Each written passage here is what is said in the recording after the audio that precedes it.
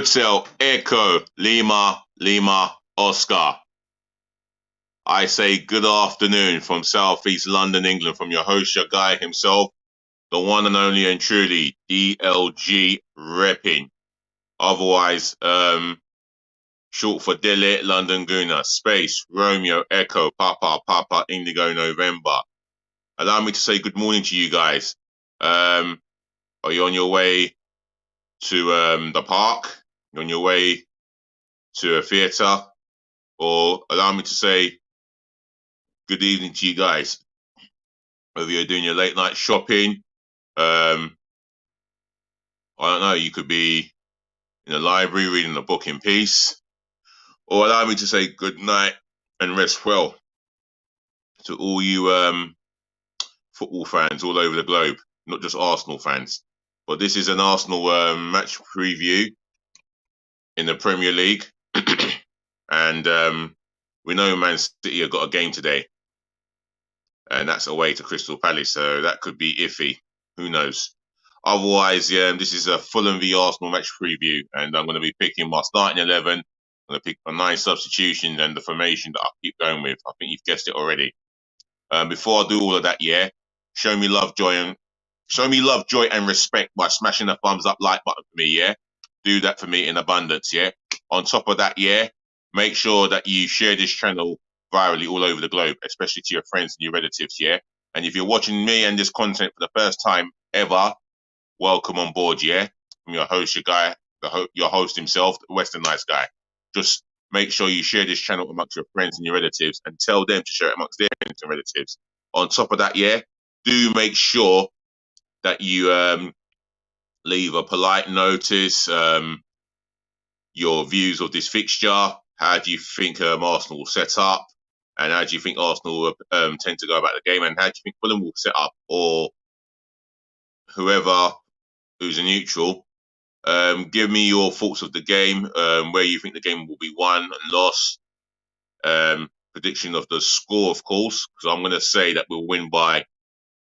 It looks like we'll win by 1 or 2 clear goals, but I could be wrong. It could be 2, 3. It would be nice to win by 4 clear goals, but score prediction in the comment section below. And on top of that, lastly, smash the subscribe button for me. Let's get to 1,000 subscribers. All I want you to do is smash that subscribe button for me. Left, right, and center, gloriously but passionately. Remember, if you do sub, I will shout you out. And I do apologize for no show for yesterday. I was meant to do a match review of Sporting Lisbon 2, Arsenal 2. So I plan to do another one later on today. So keep an eye out for that. I'll try and put that in the notes. So yes, that's one of the things to do. But without further ado, let's get into the starting 11 and the team that I would go with to take on Fulham, and then the 9 substitutions. So back in goal, Aaron Ramsdale. I wouldn't expect him to start on Thursday, but I would expect him to start tomorrow. So Aaron Ramsdale in goal, obviously our undisputed number 1, and one day an England number 1 goalkeeper as well, undisputedly. He's made big saves last weekend, and I expect him to carry that burden of confidence into this game tomorrow. Right back, Benjamin White. Won his best game on Thursday. I felt that maybe Tomiyasu could have started in that position. But other than that, I grant him the opportunity to carry on his splendid form throughout this season overall. So Benjamin White starts. The centre-half pairing, William Saliba. For me, I think he was our man of the match against Porto. He was brave, defended superbly well with a one-on-one, winning interceptions, read the game well, and long may that continue, because he's been brilliant for us throughout this season. Alongside him, who's another centre-half who's having an excellent season, Gabriel dos Santos Magalhães. For me, there is no rift between the 2 centre-halves. They are like brotherhood as far as I'm concerned. He's been brilliant this season, absolutely solid. Again, like Saliba, win balls in the air. He reads the game well. great tackles after great tackles, especially the important ones that he's made. And like Salabad, he is a threat on set pieces. Left back, I'm going to go with Alexander Zinchenko. Now, on Thursday, I thought he was good in some places and then bad, and then sloppy with the ball at his feet, giving the ball away. And I do like the ball at his feet. He's precise with his passing. He drifts inside to know that as long as he's not giving the ball away, he knows that he's not putting the team under pressure. And that being said, I feel that he will start this game. Although I would go with Kieran Tierney, but I'm going to go with Alexander Zinchenko for this game. I'll be surprised if Tierney starts this game. And I'm asking the question, what has Tierney done not to start for Arsenal? And what does he have to do to get a game for Arsenal?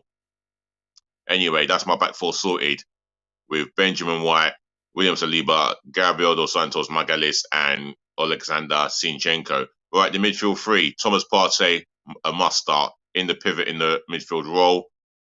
Jorginho, he did brilliantly okay to the point where he started to fade out of the game a bit. But for me, Jorginho has done a good job overall when asked to come in for Partey.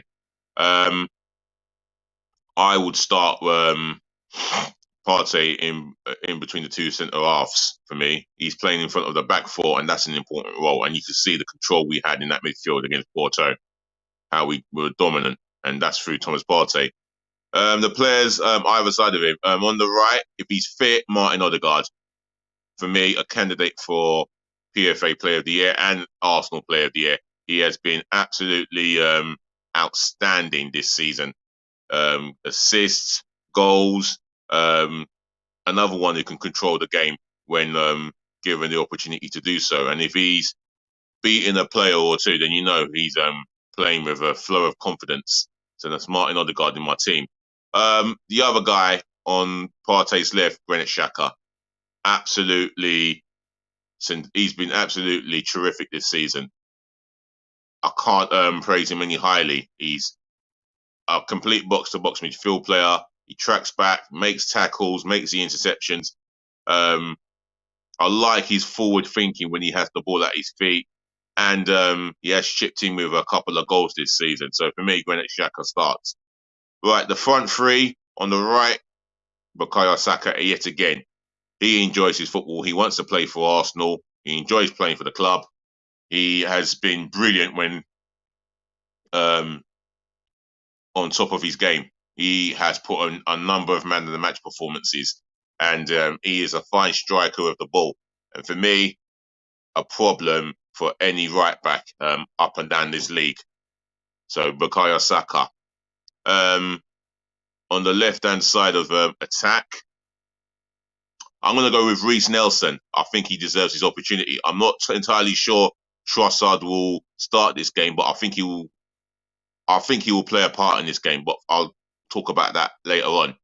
For me, he's on the left-hand side of the wing.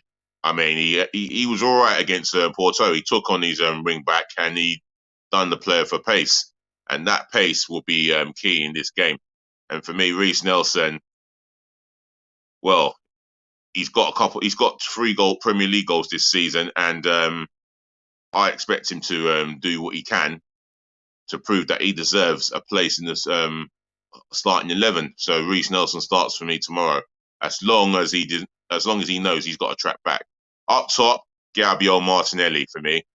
I think he is learning the role, and I like him in that position up until the point Jesus comes back into the starting fold, and maybe we move Martinelli back to the left. Who knows? But for me, I'm going to go with Jesus up top.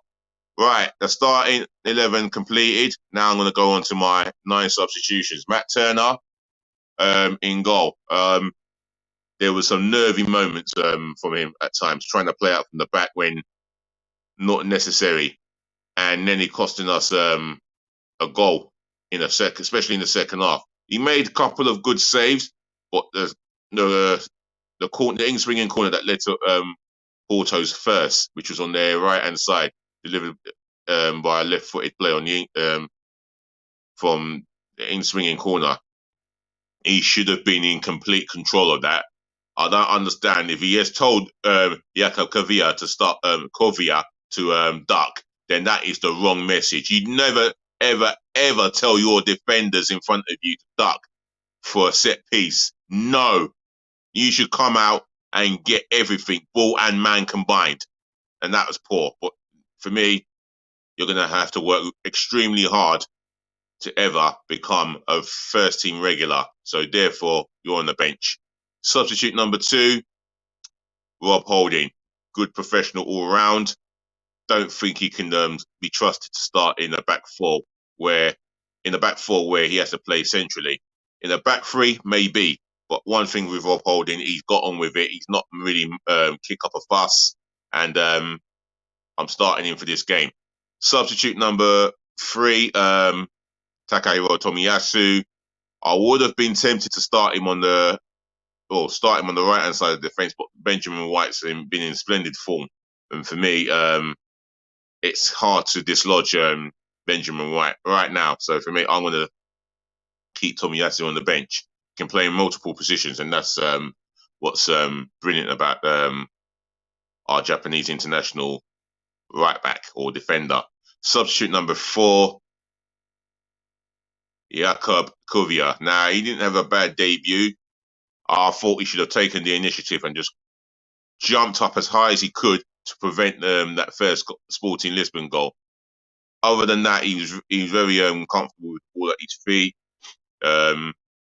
Plays a forward pass no matter what, and he showed signs that he's going to be as brave. He's going to be a brave defender who's not going to he's not going to phase out of a challenge, whether in the air or a tackle on the ground. So for me, Jakub Kovia on the bench. Substitute number 5, Kieran Tierney for me. I can't understand what it will take for Mikel Arteta to select him over Zinchenko. When you want your left back to overlap someone like Martinelli or Trossard, Kieran Tierney will do that in abundance. So for me, I would have him on the bench. But I would personally like to start him based on Zinchenko's performances. Overall, it's hard to dislodge him for Tierney, but Tierney on the bench. Substitute number 6, Leandro Trossard. I believe he'll be fit for the game. He was rested for Thursday for precautionary reasons, so there's no reason for me to believe that he's not fit. If he's fit, he comes off from the bench, and that is for the simple fact is he can make an impact in this game, especially with 25 odd minutes to go. Substitute number 7, Emile Smith-Rowe. I didn't feel that he had too much of a bad game against Porto. He showed neat touches, basic passing, and he's picking passes that are simple, just getting into the groove of things again, getting into the swing of things again after a lengthy spell on the sideline. For me, he starts. Substitute number 8. Substitute number 8. Tell you what, Eddie Nketiah.